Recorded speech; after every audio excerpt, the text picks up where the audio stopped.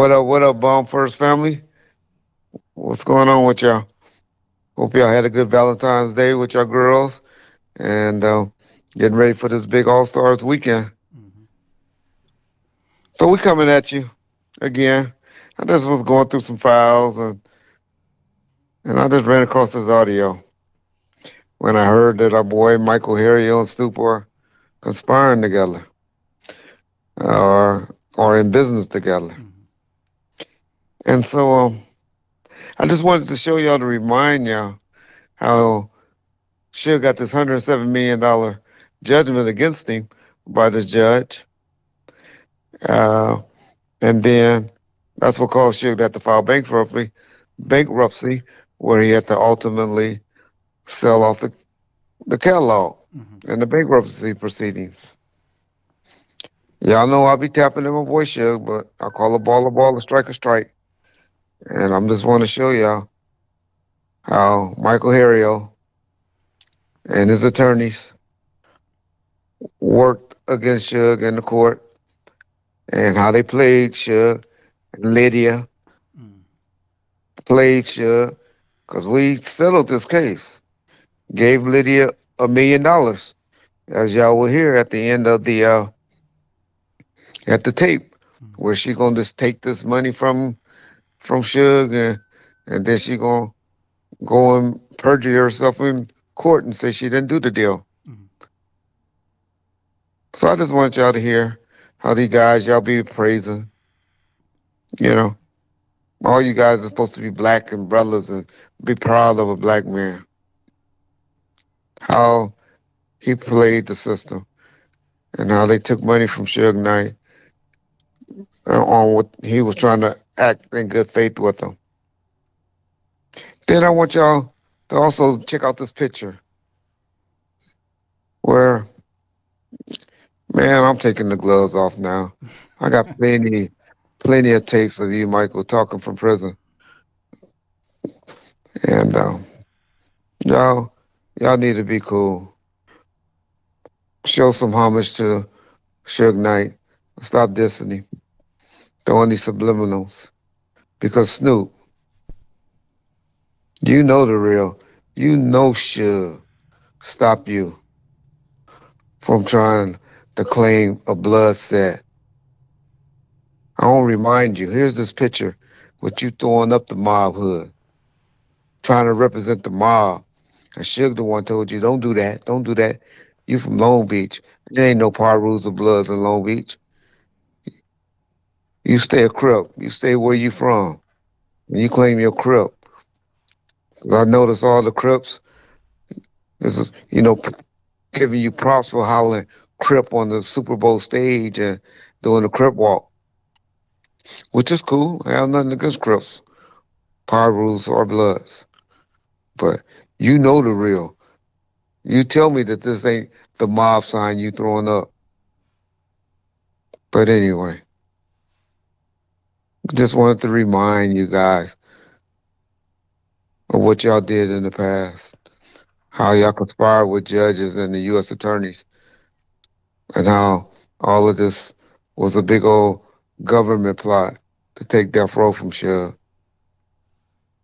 And now they gave it back to their informants.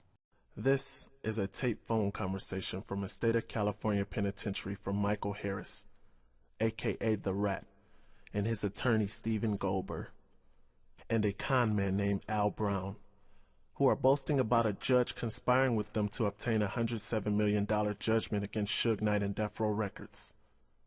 You will hear evidence that Michael and Lydia Harris conspired to receive a $1 million settlement from Suge Knight and Death Row Records, which Michael Harris is denying having any knowledge of her making the settlement.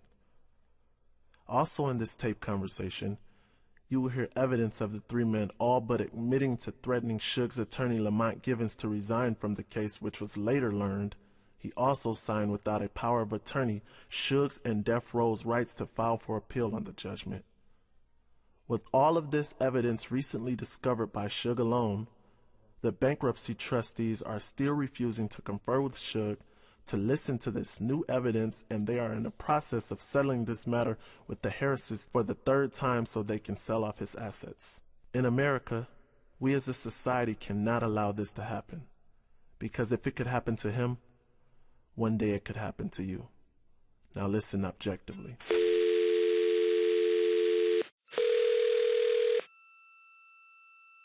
Good afternoon, Miss Augustine Cabot. This is MCI. This call and your telephone number will be recorded and monitored. I have a collect call from Michael Harris, Steve Colbert. An inmate at San Quentin State Prison in California to accept, dial or say 5 and hold. To refuse, hang up. 5. Hold.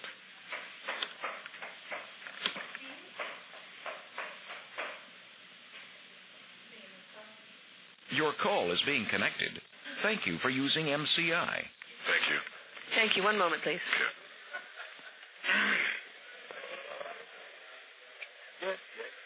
We had to sing this judge today, who I've been in front of before. The atmosphere in this room in this deposition is pretty formal looking. Right. We're in a big, nice conference room. This judge is trying to help us. Right. Sitting there off the record, like giving me advice. No, he ain't. Yeah, he's sitting there saying, before we go on the record, let me give you some clues. And he's sort of telling me what I should say, and then what he's going to say, and this. Wow. Yeah, he's mad that they didn't show up. He was ready for it. He's ready, and he's going to go. By the way, I've had him before. He's very smart. Yeah. You know, he's very smart. He's tough. Right. But let me ask you another serious question. Will we be able to sit Jimmy Iovine them in? Oh, yeah, he's got to go. Those are the people. They're going to have to go there, too. Talked about that. Yeah, they all have to go. Everybody has to go in front of this guy. Wow. Every bit of discovery, every deposition, which is something we wanted. Well, that's what I'm trying to say to you. Ivine's going to have to go in front of this guy. There's going to be no... And this guy, I'm telling you, this guy is trying to help. But see, the Ivines and those cats that's sitting on all the money, that's what's going to be important, that we have a rapport with this judge, because this is the kind of atmosphere we need to be in with a Jimmy Iovine. That's who we want. And we got the right guy to hit. Yeah, I mean, Ivine's not going to be able to slip away. Lydia is very badly advised. Right.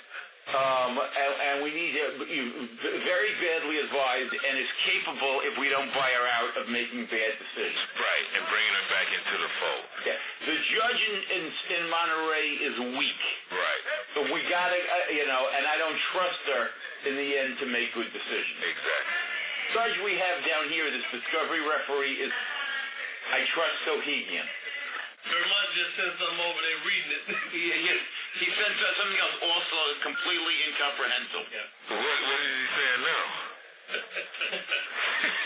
Don't make me read it. Who said don't make me read it, Dan? Don't want to hurt your ears, man. I need to hear it, man. I need to laugh.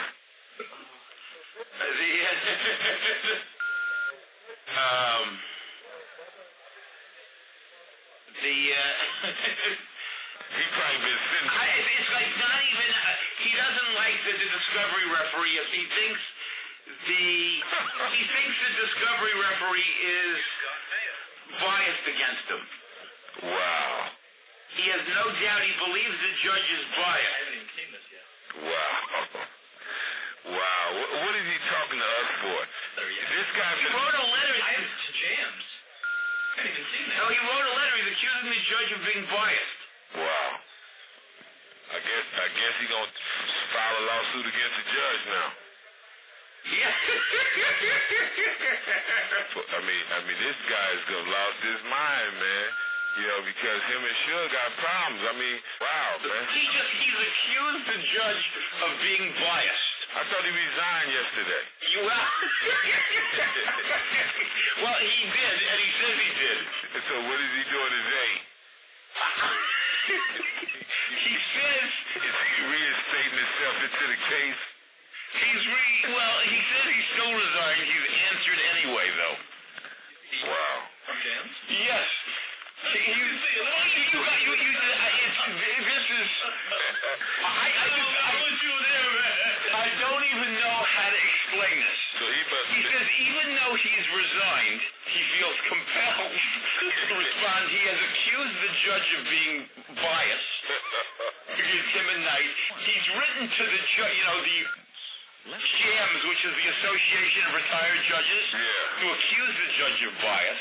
He's written to Judge Grover saying, I've resigned, but I still have to answer, accusing him of being biased. Wow.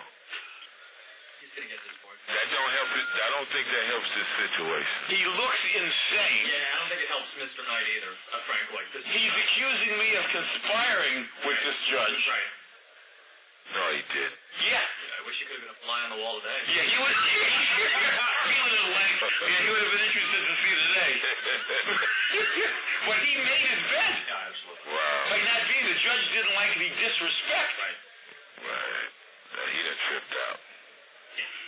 Wow, man, this is big, man. These guys fell apart, man. All of them. You got attorneys in there representing the same people that they suing. You got a guy who accused the judge. Hey, Al, we might need to get that address that Boleto said, that Sergio said he lived at. But what if Gibbons can't talk to him? He said I manipulated the referee. And what is the evidence? He doesn't like the rulings. He doesn't like the rulings. I'm saying, I hear what you guys are saying, but what is his evidence?